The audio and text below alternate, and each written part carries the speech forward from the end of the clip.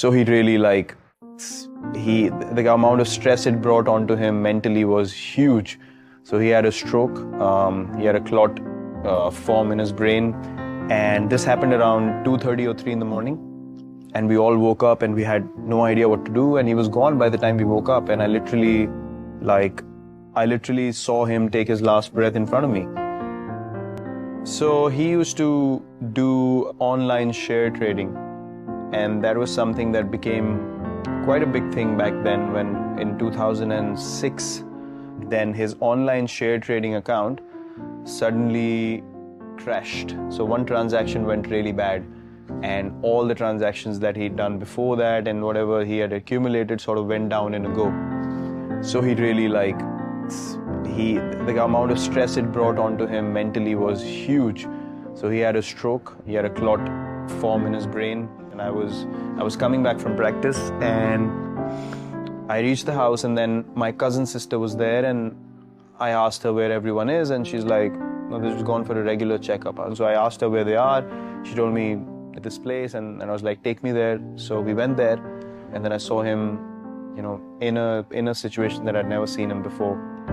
Because it was a stroke in the brain, he wasn't able to react in the normal manner, So I saw him like that, and then they took him to the operation theater, and then it was a very difficult time because they did the operation, then he came back home, and then he was in rehab, but I saw him, left side of his body got paralyzed, left side vision also got compromised, and eventually after a couple of weeks of rehab, he got a cardiac arrest.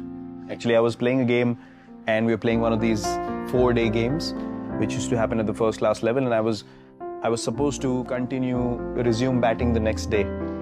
And this happened around 2:30 or 3 in the morning, and we all woke up and we had no idea what to do, and he was gone by the time we woke up, and I literally saw him take his last breath in front of me. And I tried to pump his chest and all that, nothing worked. And then there were a few doctors around in that area that we lived in. We went to their place. No one opened the door because it was 3 in the morning. We couldn't get any response, and then we drove him to the hospital. But by the time they tried electric shocks and everything, all those kind of things, but nothing worked. He couldn't recover at all. So my sister and my brother and my mother, they all broke down, and funnily enough, I couldn't cry at all. There was no emotion coming out of me, and I just became blank. I couldn't register what just happened. And then I called my coach in the morning, and I told him what had happened. And then he asked me, what do you want to do? I said, I want to go and play. For me, leaving a cricket match was something which was not acceptable, regardless of what happened in life. Not going to a match was not an option I ever had, or I couldn't register that option in my mind. So I left the house. I hadn't cried at all, nothing, no emotion, and my family was actually feeling a bit nervous looking at me because I was showing no emotion, and everyone was crying and they were emotional.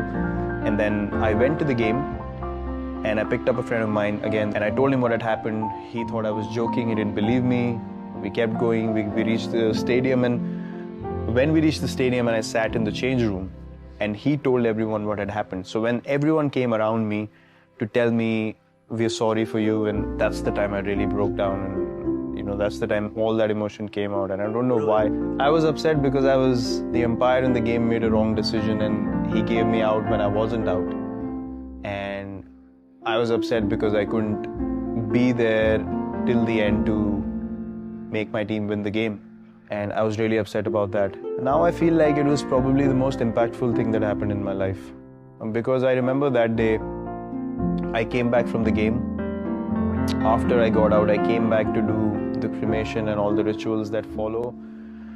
And I remember telling my brother specifically that I am going to play for my country, and I am going to play this game at the highest level, and there's nothing else in life that can distract me anymore. Because it was my father's vision as well. He wanted me to play at the highest level, and he was really, really keen on me playing at the highest level as well. So I remember making that promise to my brother, and then everything in life became second priority after that incident, and cricket was the first priority.